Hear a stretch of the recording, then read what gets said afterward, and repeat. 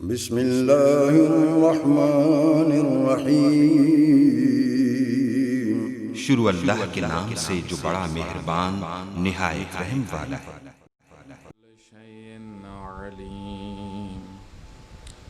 والصلاة والسلام على حبيبك ونجيبك وصفيك من عبادك الذي أرسلته بالهدى ودين الحق ليظهره على الدين كله ولو كره المشركون أبي القاسم محمد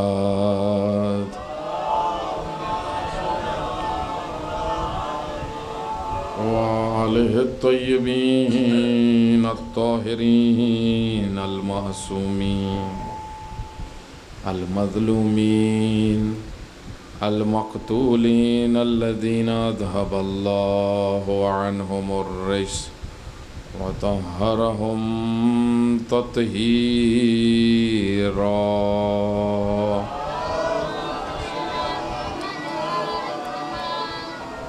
واللعنة الدائمة على أعدائهم أجمعين.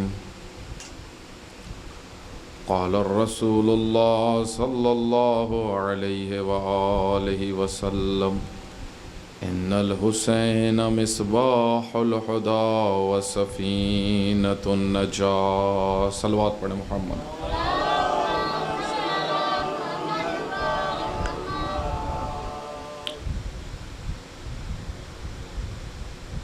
آپ کی خدمت میں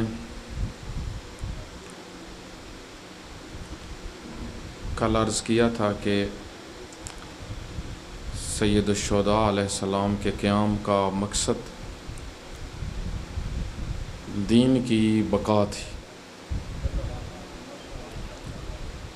سید الشہداء نے ایک تحریک کا آغاز کیا جس کے لیے اپنا خون دیا اور اپنے خاندان کا خون بھی دیا، اور سید الشہداء کے اس مشن کو حضرت صدیقہ طاہرہ نے آگے بڑھایا.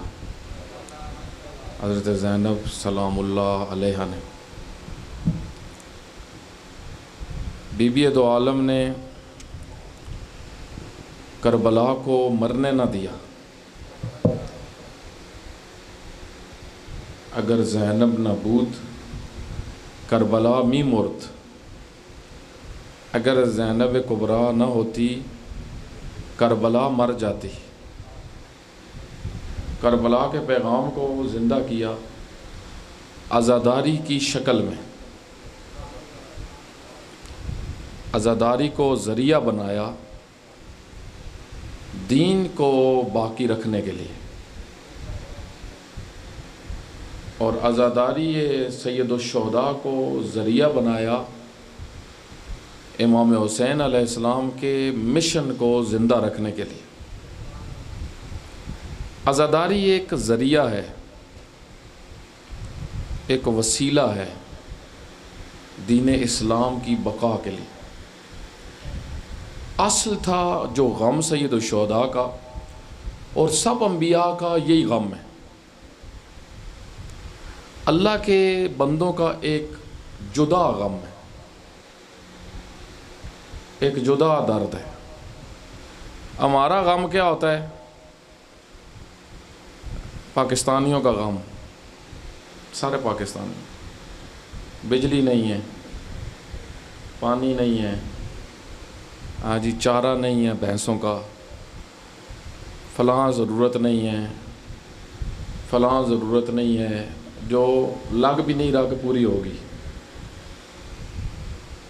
اسی پہ ساری زندگی گزرتی ہے، ان غموں میں ہم زندگی گزارتے ہیں. بعض کا ساری زندگی کا ایک ہی غم ہوتا ہے،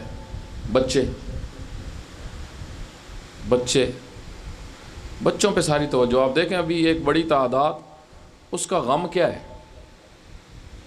بچے. ایک بڑی تعداد اپنی زندگی بچوں کے لیے گزارتی. ایک بڑی تعداد کا غم کیا ہے؟ مال. بینک بھرے ہوئے ہیں پھر بھی ٹینشن ہے اور آ جائے، صبح سے لے کے شام تک کما رہا ہے پھر بھی ٹینشن ہے اور آ جائے، پہلے 30,000 کماتا تھا ابھی 2 لاکھ کماتا ہے اور آ جائے، یہی غم، اسی غم میں اپنی زندگی گزارتا ہے۔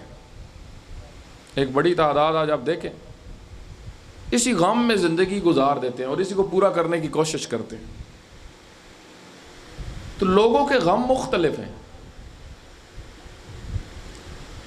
لیکن اولیاء الہی اور انبیاء کا غم یہ صرف یہ نہیں ہوتا۔ انبیاء کماتے ہیں، انبیاء محنت کرتے ہیں، انبیاء کشاورزی کرتے ہیں، انبیاء کھیتی باڑی کرتے ہیں، انبیاء نے بکریاں بھی چرائی، انبیاء نے مزدوریاں بھی کی، انبیاء نے تبلیغ بھی کی، سارے کام کیے، لیکن انبیاء کا غم صرف یہ نہیں ہے روٹی، کپڑا، بجلی، پانی، چارہ، غذا، اولاد، یہ ساری، اس تک نہیں۔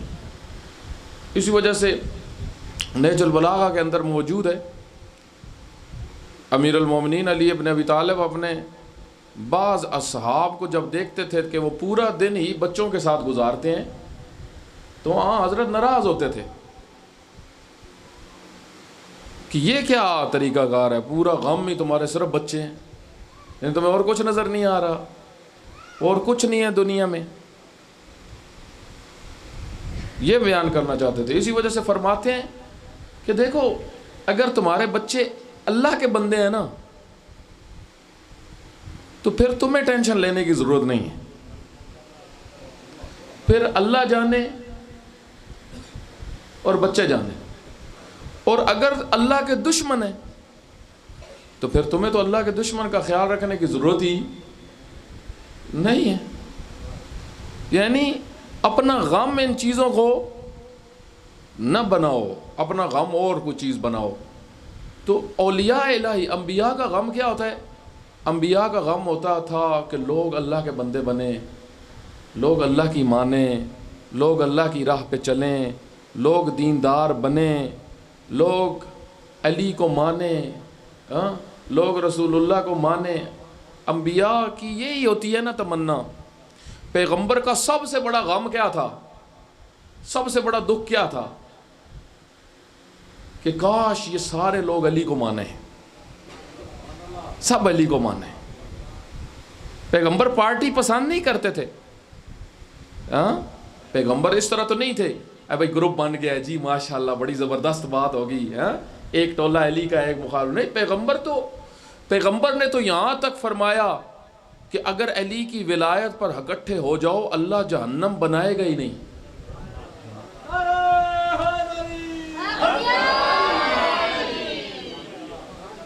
یہ کس لیے فرمایا تھا؟ کہ سارے مانو علی ابن ابی طالب۔ تو پیغمبر کا ساری زندگی غم کیا تھا؟ علی کو مانو، حسن کو مانو، حسین کو مانو، ان کی پیروی کرو، ان کی اطاعت کرو، جو ان کا مخالف ہو ان کی پرواہ نہ کرو، اور جو ان کو تنگ کرے ان کے ساتھ اچھا بن کے نہ رہو بلکہ ان کی مخالفت کرو، ان کو روکو، ان کو سمجھاؤ۔ تو یہ غم ہے ایک، ساری زندگی پیغمبر کی اسی میں تقریباً گزری، اللہ کا دین پھیلاؤ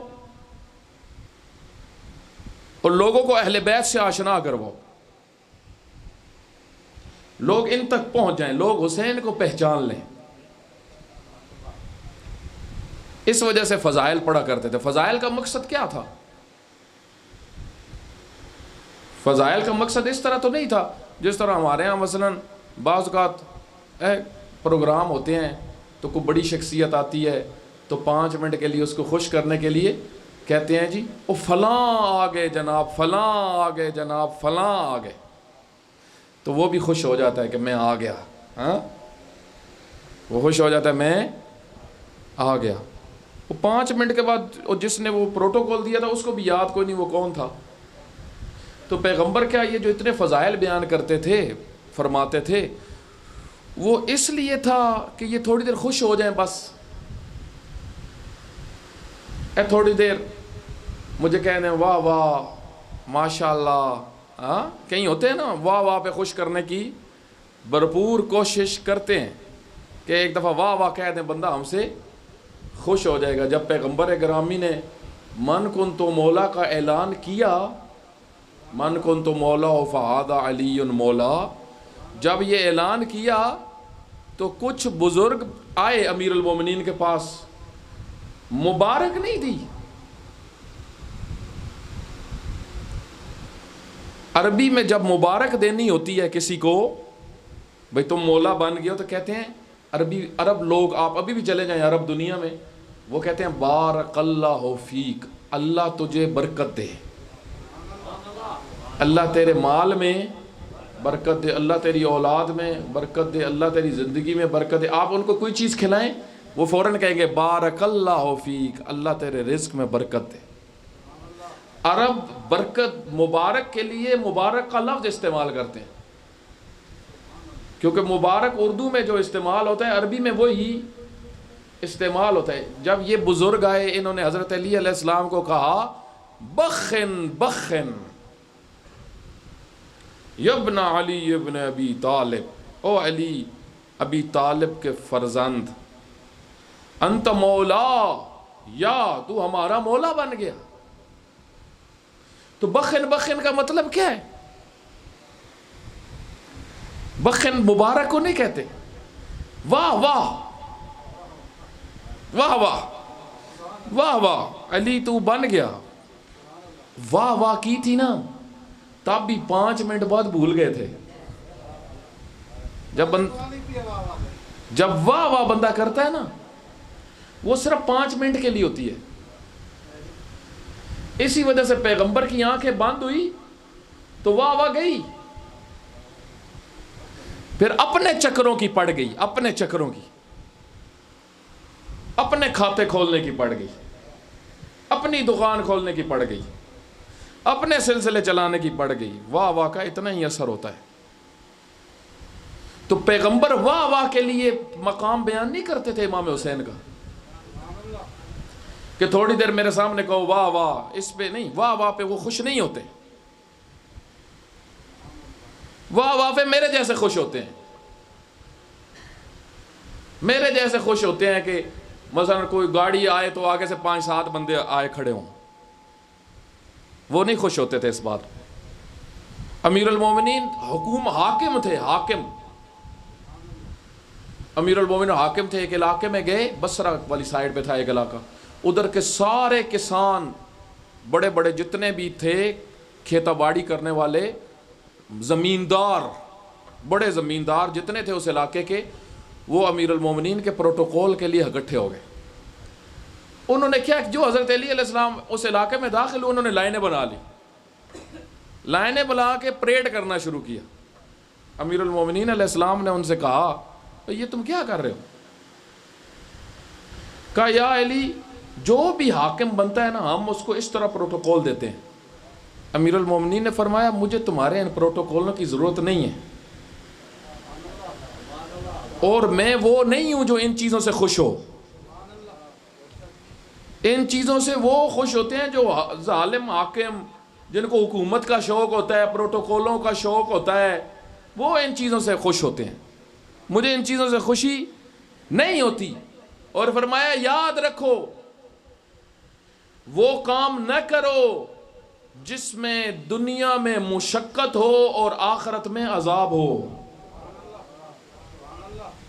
وہ کام نہ کیا کرو زندگی میں۔ یعنی امیر المومنین واہ واہ سننے والی، خوش ہونے والے نہیں ہیں۔ اب بندہ ہوتا ہے نا، اب مولانا صاحب واہ واہ آج بڑی تقریر کر دیتی، مولانا صاحب یہ مطلب ہے میں بڑا خطیب ہوں۔ جو اگر کسی نے آ کے کہا دیا نہیں نہیں مولانا، وہ بات نہیں بنی، ہوئے ہوئے ہوئے ہوئے، کام خراب ہو گیا۔ ہوں دسو کی کریے، ہوں دسو کوئی نواں گڑ دسو کی کریے۔ یہی ہے نا، ہمارے یہاں یہی چلتا ہے۔ پیغمبر گرامی مزاج یہ نہیں تھا، تربیت یہ نہیں تھی۔ آپ اندازہ لگاؤ، امام حسین علیہ السلام عاشور والے دن خطبہ دے رہے تھے، لوگ آگے سے سیٹیاں مار رہے تھے، لوگوں نے سیٹیاں ماری، حسین کی آواز نہ کسی کے کان میں جائے، تو کیا امام پریشان ہوئے؟ امام نے پھر خطبہ نہیں دیا. تبلیغ ذمہ داری ہے، پیغام پہنچانا ذمہ داری ہے، چاہے جس حالت میں تمہیں کرنا پڑے یہ کام تم کرو. یہ کام اللہ کا پیغام لوگوں تک پہنچاؤ، اگر آخری سانس میں بھی ہو، 3 دن کے پیاسے بھی ہو، اپنا مشن سے مت ہٹو.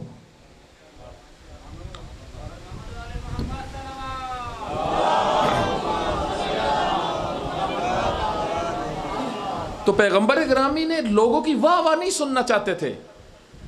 پیغمبر گرامی نے جو امام حسین کے اتنے فضائل بیان کیے، بی بی کو جو اتنا مقام دیا، وہ اس لیے تھا کہ کل حسین کی ماننا، کل حسین کی سننا. میری آنکھیں بند ہوگی، حسین کو بھولنا مت. جو حسین ابن علی کرے اس پہ ذہن رکھو، اس پہ خیال رکھو، اس پہ توجہ رکھو، اس کی اطاعت کرو. امام حسین علیہ السلام جو ایک مجاہد شخصیت تھے، ایک بہادر، بچپن سے. خلیفہ دوم ایک دن ممبر کے اوپر بیٹھے ہوئے تھے. یہ بڑا مشہور واقعہ ہے، شیعہ سنی سب نے لکھا ہے اپنی کتابوں. خلیفہ دوم ایک دن ممبر کے اوپر بیٹھے ہوئے تھے. امام حسین علیہ السلام چھوٹے سے تھے، سیدھا چڑھ گئے ممبر کے اوپر. خلیفہ دوم کو پکڑ کے ممبر سے اتار لیا. کہا کیا ہوا حسین تمہیں؟ کہا جس جگہ پہ بیٹھے ہو نا یہ تمہاری نہیں ہے. کہا کس کی ہے؟ کہا یہ میرے بابا علی کی جگہ ہے. کہا حسین، علی کو لوگوں نے نہیں بنایا، مجھے لوگوں نے بنایا ہے، اور حکومت اس کی ہوتی ہے جن کو لوگ بنائیں. امام حسین علیہ السلام فوراً خلیفہ دوم نے حضرت علی علیہ السلام کو کہا کہ یہ کیا کہتا ہے حسین، اس کو کس نے یہ سکھایا ہے؟ تو وہاں پہ خلیفہ دوم نے ایک بات کی، اور بڑی تجربے والی بات تھی. کہا یہ جب بڑا ہوگا نا یہ مصیبت بنے گا. یعنی آپ اندازہ لگائیں، تربیت، سوچ، آئیڈیالوجی، نظریہ انقلابی، تربیت انقلابی، ماحول کا اثر نہ لینے والا. ہمارے یہاں کیا ہوتا ہے، ماحول کے اثر پہ ایک بڑی دنیا چلتی ہے، ایک بڑی تعداد چلتی ہے. ایسے ہی ہوتا ہے نا جی، لوگ کیا کہتے ہیں، لوگ کیا کر رہے ہیں، لوگ کیا چاہتے ہیں، لوگ کس سائیڈ پہ جا رہے ہیں. جی آپ دکان پہ دوائی کیوں 2 نمبر دیتے ہو؟ جی لوگ بھی یہی کر رہے ہیں. آپ دودھ کیوں 2 نمبر دیتے ہو؟ جی لوگ بھی یہی کر رہے ہیں. یعنی جو لوگ کر رہے ہیں ہم نے بھی وہی کرنا ہے. ایسے ہی ہوتا ہے نا. تو تربیت جو تھی وہ شروع سے اس طریقے سے تھی کہ حق بات کرنا، حق کی گواہی دینا. کیونکہ ماں جو تھی وہ بھی اسی تربیت میں تھی. ماں کی تربیت پیغمبر نے اسی طریقے سے کی تھی. جب مدینہ میں سارے خاموش تھے، کوئی بولتا نہیں تھا، صدیقہ طاہرہ بولی، دلیری سے بولی. صدیقہ طاہرہ کو قتل کیا گیا اسی وجہ سے، لیکن بولی. 18 سال کی عمر میں بی بی کا قتل ہوا ہے.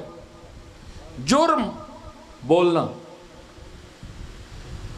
حقیقی پیغام پہنچانا، حقیقی بات پہنچانا، درست اسلام پہنچانا.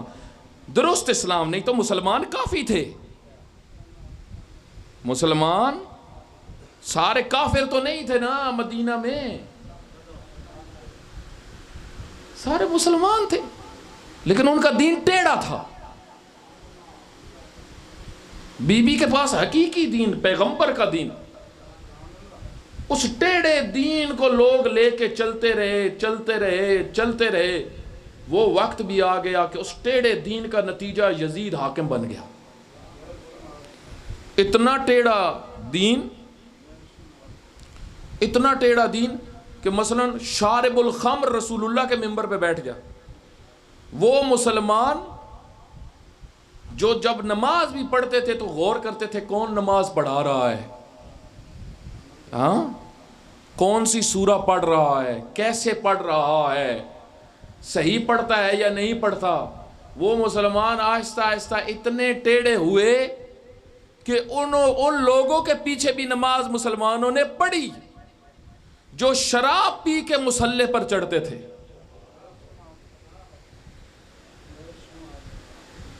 ہاں، ایک نے شراب پی، یزید کے زمانے کی بات ہے، شراب پی کے مصلی پہ چڑھ گیا فجر کے ٹائم، کیونکہ اس وقت حکمران ہی نماز پڑھاتے تھے تو کچھ نہ کچھ صورتیں ان کو یاد تھی، تو وہ چڑھ گیا. اس نے فجر کی نماز 4 رکعت پڑھا دی پی کے. تو پیچھے والوں کو کہا سناؤ کوئی زیادہ کم تو نہیں ہوئی؟ کہا نہیں بس ٹھیک ہے ٹھیک ہے پوری ہو گئی. تو مسلمان اس چیز کے بھی عادی ہوئے. کیوں عادی ہوئے؟ کیونکہ مسلمانوں میں کردار ختم ہو گیا تھا. ابو ذر جیسے مر گئے تھے. کیوں حضرت علی علیہ السلام کئی دفعہ خطبہ دے رہے ہوتے تھے امیر المومنین، خطبہ دیتے ہوئے کہتے تھے، ایک دم رک جاتے تھے. آپ کئی خطبے امیر المومنین کے پڑھیں، بندہ تقریر کر رہا ہو ایک دم رک جائے. لوگ کہتے تھے علی کو کیا ہو گیا؟ علی جیسا فصیح خطیب، علی ابن ابی طالب جیسا بلیغ، بیٹھ چھوڑ دو بیٹھ جاؤ.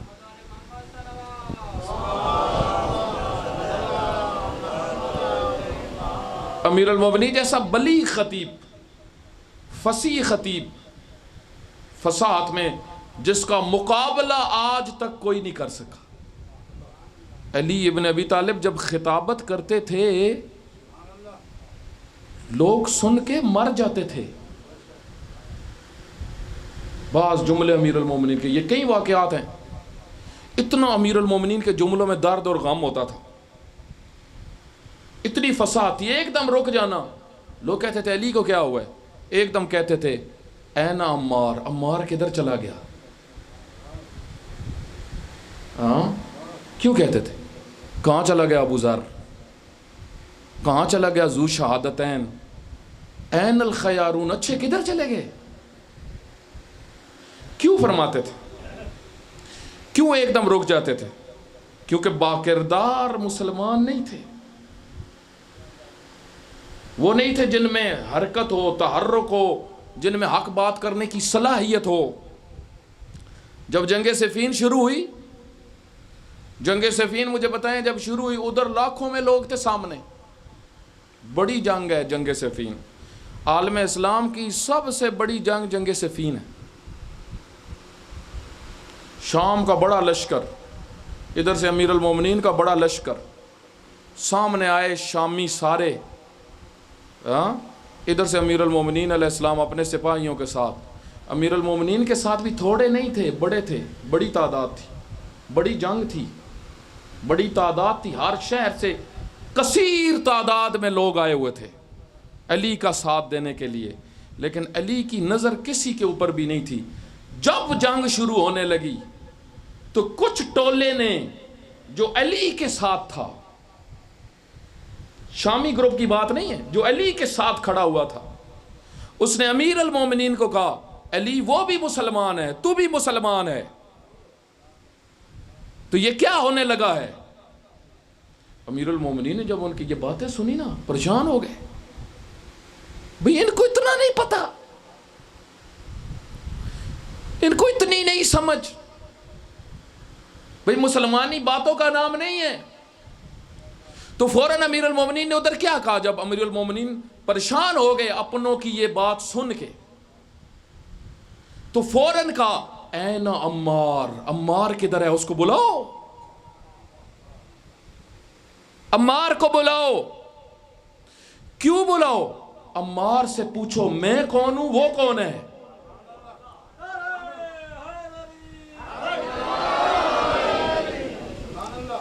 عمار سے پوچھو میں کون ہوں، وہ کون ہے. عمار آ گئے. عمار نے ایک تقریر کی، ساروں کو ٹھنڈا کر دیا. حضرت عمار نے فرمایا یہ جو ہے نا، یہ وہ ہے جس کے بارے میں ہم نے مصطفیٰ سے اپنے کانوں سے سنا ہے کہ الحق مع علی وعلی مع الحق ویدور الحق من حیث الدار. علی حق کے ساتھ ہے، حق علی کے ساتھ ہے، اور جدھر علی جائے گا حق ادھر ہی چلا جائے گا.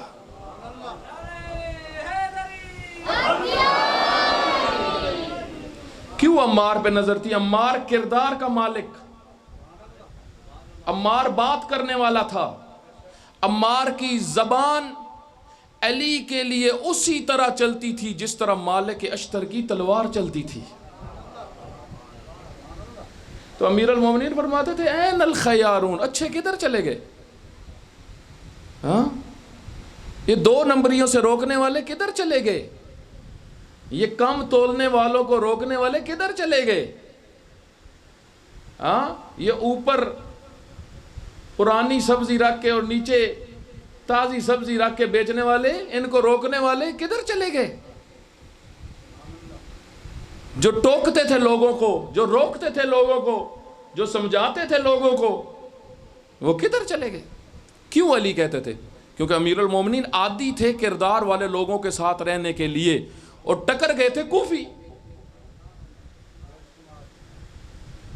بندہ جو رہتا ہو سلمان فارسی کے ساتھ، ابو ذر کے ساتھ، مقداد کے ساتھ، اور اس کو رہنا پڑ جائے کوفی جاہل کے ساتھ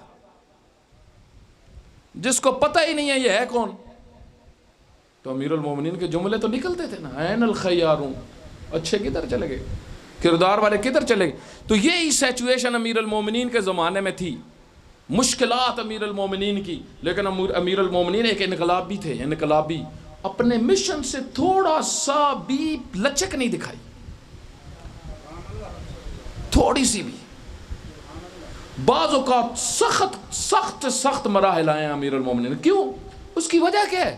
حق کے مسئلے میں لچک نہیں ہونی چاہیے. زندگی میں لچک رکھو، مثلا گھر میں زوجہ کے آگے نرمی رکھو، ماں باپ کے آگے نرمی رکھو، ادھر سختی نہیں. ماں نے سخت بات کی ہے تو سخت بات نہ کرو، لچک رکھو، لچک، نرم بنو. حتیٰ باپ نے بات کی ہے، نرمی اختیار کرو، نرم بنو، جھکو. زندگی کے عام معاملات میں جھکاؤ رکھو، مومنین کی محفل میں بیٹھے جھکاؤ رکھو. لیکن جب حق کی بات آ جائے ادھر لچک نہیں ہے. ادھر یہ نہیں ہے کہ ٹھیک ہے جی 100 میں سے 90% ہماری، 10% آپ کی. یہ نہیں، حق میں یہ نہیں ہے. حق 100%. حق 1% کم ہو گیا تو باطل ہو جاتا ہے. حق اگر 100 میں سے 1% کم کر دیا جائے، مثلا کہا جائے ٹھیک ہے جی شرک جو ہے نا وہ بول سکتے ہیں 100% نہیں، 100 میں سے 1% آپ شرک بات کر لو، مشرکانہ بات. شرک 1% قابل قبول نہیں ہے. اللہ کے مقابلے میں 1% کسی کو آپ نہیں لا سکتے. ایک جملہ ایسا نکل گیا جس میں آپ نے اللہ کے برابر اگر کسی کو لے آئے، سمجھ لو تم پٹڑی سے اتر چکے ہو. اللہ کا مقابلہ کون؟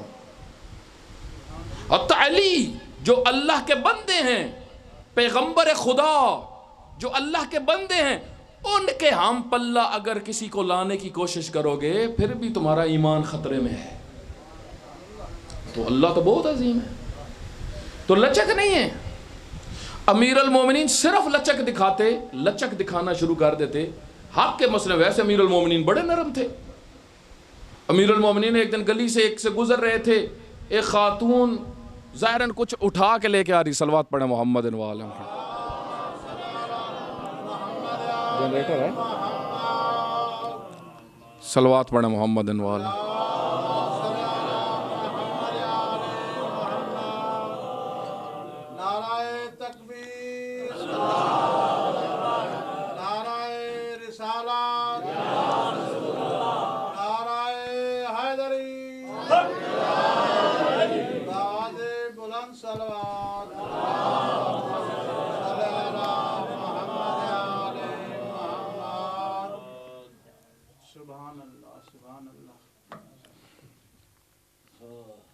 صلوات پڑھتے رہیں کیونکہ ظاہر لگتا نہیں ہے.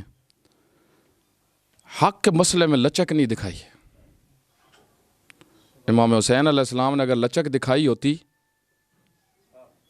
تو خاندان نہ دینا پڑتا، 6 ماہ کو بھی دے دیا، 6 ماہ کو بھی قربان کر دیا حق کے لیے۔ جب حضرت علی اصغر سید الشہداء جب گئے نا، استغاثہ بلند کیا، حال میں ناصر ینصرنا، کوئی ہے جو میری نصرت کرے گا؟ حال میں ذاب یذب عن حرم رسول اللہ، کوئی ہے جو حرم رسول کی حفاظت کرے گا؟ کوئی ہے جو حرم رسول کی حفاظت کرے؟ امام حسین کا یہ استغاثہ سن کے چرند اور پرند بھی تڑپ گئے۔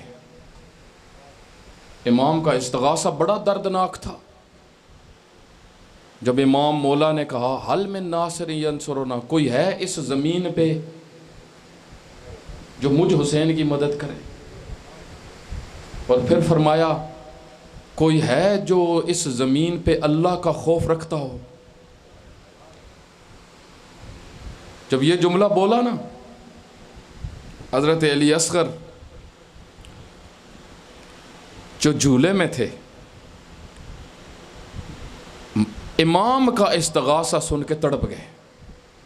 باپ کا استغاثہ نہیں، امام وقت کا استغاثہ سن کے اصغر تڑپ گئے۔ پیاس کی وجہ سے نہیں تڑپے، میرا دل کہتا ہے پیاس کی وجہ سے اصغر نہیں تڑپا، اصغر تڑپے اس وجہ سے ہائے زمین کا سب سے بہترین انسان تنہا رہ گیا، اس کے سب مارے گئے۔ سید الشہداء کو آواز سنائی دی جب علی اصغر تڑپے، ارتفعت اصوات النساء، خواتین کی آوازیں رونے کی بلند ہوئی۔ جب خواتین کے رونے کی آوازیں بلند ہوئی، امام حسین علیہ السلام فوراً خیمے میں پہنچے۔ اس کی وجہ پتہ ہے کیا ہے؟ امام حسین سے ہر چیز برداشت ہو جاتی تھی، بہنوں کا رونا برداشت نہیں ہوتا تھا۔ اس وجہ سے آپ تاریخ اٹھا کے پڑھیں، جب امام حسین تنہا لڑ رہے ہوتے تھے پھر خیمے کی طرف آتے تھے، پھر خیمے کی طرف آتے تھے، نظر کرتے تھے خیمے کی طرف، کہیں ادھر کسی ظالم نے حملہ تو نہیں کیا۔ بڑی محبت تھی حسین کو اپنی بہنوں سے۔ جو بہنوں کے رونے کی آواز بلند ہوئی، تڑپ کے خیمے کی طرف آئے، کہا بہن زینب رو کیوں رہی ہو ساری تم؟ کہا جب سے آپ نے استغاثہ بلند کیا ہے نا حسین، علی اصغر کسی کی گود میں ٹھہرتا نہیں ہے۔ میرا دل یہ کہتا ہے علی اصغر کہہ رہا ہوگا مولا اکبر کے تو پاؤں تھے، قاسم بھی چل سکتا تھا، میں تو ابھی چھوٹا ہوں، تلوار بھی نہیں اٹھا سکتا، مجھے بھی میدان میں لے ہی جاؤ، مجھے بھی میدان میں لے جاؤ، میں ایک اور انداز سے جنگ کروں گا اور ایسے لڑوں گا قیامت تک لوگ یزیدیت پہ تھوکیں گے۔ سید الشہداء لے گئے علی اصغر کو۔ کس طرح لے کے گئے؟ علماء پڑھتے ہیں اس طرح لے کے گئے جیسے قاری قرآن قرآن کو اٹھا کے لے کے جا رہا ہوتا ہے۔ سامنے لشکر ظالموں کا کھڑا ہوا تھا، اس لشکر نے جب دیکھا کہ حسین کیا اٹھا کے لے کے آ رہا ہے، آپس میں بولنا شروع ہوئے کہ لگتا ہے حسین کسی چیز کی گواہی دینا چاہتا ہے، قرآن کو واسطہ بنا رہا ہے۔ جب یہ باتیں سنی نا، ابن سعد پریشان ہوا۔ امام حسین نے ایک درد بھرا جملہ آتے ساتھ کہا، فرمایا ان لم ترحمونی، او ظالموں تم مجھ پہ رحم نہیں کرتے، نہ کرو، وَإِن لَمْ تَرْحَمُونِي فَارْحَمُوا عَلَىٰ هَذَا الطِّفْلِ، اس 6 ماہ پہ تو رحم کرو۔ کیف یتلذّا، دیکھتے نہیں ہو کیسے مچھلی کی طرح منہ کھولتا ہے اور بند کرتا ہے؟ اصغر کا تڑپنا، اصغر پیاس سے منہ کھولتے تھے اور بند کرتے تھے۔ کبھی دیکھے جب بچے کو شدید پیاس لگی ہو، بچہ بول نہ سکتا ہو، بچہ منہ کھولتا ہے اور بند کرتا ہے۔ اصغر کی یہی حالت تھی، منہ کھول رہے تھے بند کر رہے تھے۔ ظالم ابن سعد نے جب یہ حالت دیکھی، اس نے حرملہ کو ایک اشارہ کیا۔ اس اشارے کا کرنا تھا बीबी रुबाब की गोद का उजड़ना था। हुरमला को क्या इशारा किया? इक्ता कलाम अल हुसैन, हुसैन की बात को रोक दे। कहते हैं इस जालिम ने तीर उठाया, तीर को कमान में रखा। इतना भी मैंने बात से सुना है, मोतबर है ये बात, कि जो तीर इस्तेमाल किया वो इंसानों के लिए नहीं, जानवरों को गिराने के लिए इस्तेमाल होता था। क्योंकि हुरमला तीर अंदाज था, वो जानवरों को भी गिराता था। उसने वो ही तीर उठाया जो हैवानों के लिए इस्तेमाल होता था। उसने तीर उठा के कमान में रखा, बस मेरा मसाइब ख़त्म। उसने जब कमान में रखा तो इस हुरमला जैसे जालिम का हाथ कांपा। जब हाथ कांपा, इब्न साद पास बैठा हुआ था। इब्न साद ने कहा तू तो अरब का बड़ा तीर अंदाज है, तेरे हाथ क्यों कांप रहे हैं? उसने कहा ओ इब्न साद, तू सिर्फ हुसैन को और इस बच्चे को देख रहा है। इस हुसैन और इस बच्चे के पीछे देख, खैमे के पास कोई खड़ी हुई है। उस मस्तूर की तरफ निगाह कर। वो क्या कह रही थी? वो यही कह रही थी, ओ जालिम तेरा तीर बहुत बड़ा है, मेरे अस्कर का गला बहुत छोटा है। लेकिन इस जालिम ने तीर चलाया, ज़ोबहा मिनल ओज़ुन इला ओज़ुन, अली अस्कर का एक कान से लेके दूसरे कान तक ज़बह हो गए। मेरे मौला ने हाथों में खून उठाया हुआ था, हाथ पे तीर भी लगा मेरे मौला को, अस्कर का खून उठाया हुआ था। इमाम बाकिर फरमाते हैं खून को आसमान की तरफ फेंका, खुदा की कसम एक कतरा भी वापस नहीं आया, कतरा भी वापस नहीं आया। बचे हुए खून का क्या किया? बचे हुए खून को अपने चेहरे पे मलना शुरू किया। और यही दुख भरा जुमला कहा, ओ जालिमों, मैं रसूलुल्लाह के पास जब जाऊंगा ना, इसी चेहरे के साथ जाऊंगा कि तेरी उम्मत ने मेरे साथ क्या किया। अब आए बस खैमे की तरफ जब पलटे, आप आशूरा वाले दिन एक अमल करते हैं ना, आशूरा वाले दिन के अमाल, 7 दफ़ा आगे चलो, 7 दफ़ा वापस आओ। ये कब हुआ? ये कब हुआ 7 दफ़ा? जब असगर को हाथ में उठाया हुआ था। हुसैन आ रहे थे अपनी बहनों के पास, सोचते थे जाऊं या ना जाऊं। आगे बढ़ते थे, वापस आते थे, आगे बढ़ते थे, वापस आते थे। जब हुसैन ने ये सोच लिया ना कि सकीना बर्दाश्त नहीं करेगी, तो चुप करके खैमे के अंदर नहीं गए, खैमे के पीछे जाके गरम रेत के अंदर अली अस्कर को दफन कर दिया। लेकिन बात इधर तक ख़त्म नहीं हुई। जब हुई ना 11 मुहर्रम, 11 मुहर्रम की सुबह सरों को गिना गया। जब गिना गया ना तो इब्न साद ने कहा एक सर कम है। कहा किसका सर कम है? कहा एक छोटे बच्चे को तीर भी मारा था, उसका सर नहीं है। कहा क्या करें? कहा हुसैन, एक जालिम ने कहा मैंने हुसैन को खैमे के पीछे कुछ छुपाते हुए देखा। उसने कहा अच्छा निकालो उस बच्चे को। कहा कैसे निकालें? कहा सब अपने हाथों में नेज़े उठाओ। नेज़े को जमीन में मारना शुरू किया। नेज़े लगते गए, लगते गए, लगते गए। सुनोगे मेरा एक जो मैं पढ़ता हूं ये जुमला, ये नेज़ा जमीन में नहीं लग रहा था। सकीना भी खड़ी हुई थी, ज़ैनब कुबरा भी सामने खड़ी हुई थी, रुबाब जिसकी गोद उजड़ी हुई थी वो भी खड़ी हुई थी। सारी बीबियां देख रही थी। मेरा दिल ये कहता है सकीना कह रही होगी खुदाया असगर को बचा ले, लेकिन एक नेज़ा लगा, जो नेज़ा खाली नहीं आया, असगर की लाश के साथ आया, असगर की लाश के साथ आया। बस मेरा आखिरी जुमला, मुझे बताओ, मैं बस एक नफ्सियाती बात मैंने करनी है और मसाइब ख़त्म मैंने कर दिए। मुझे बताओ, उस खातून से पूछो जिसका अच्छा शोहर मर जाए, वो अपनी सारी जिंदगी, अब जब शोहर मर जाए खातून अपने बच्चों पे नजर रखती है, उसका सहारा उसकी औलाद होती है। जितनी बेवा खातून है उनके पास चले जाओ, वो एक ही जुमला कहती हैं, वो तो मर गया है, मेरा आसरा मेरे बच्चे हैं, मैं कुर्बान हो जाऊं बीबी रुबाब पे।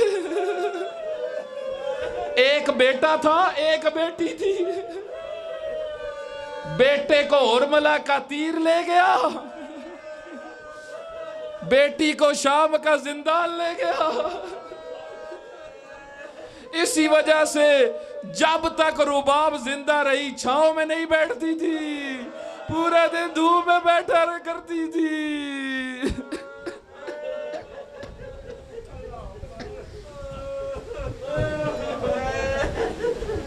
سیعلم الذین ظلموا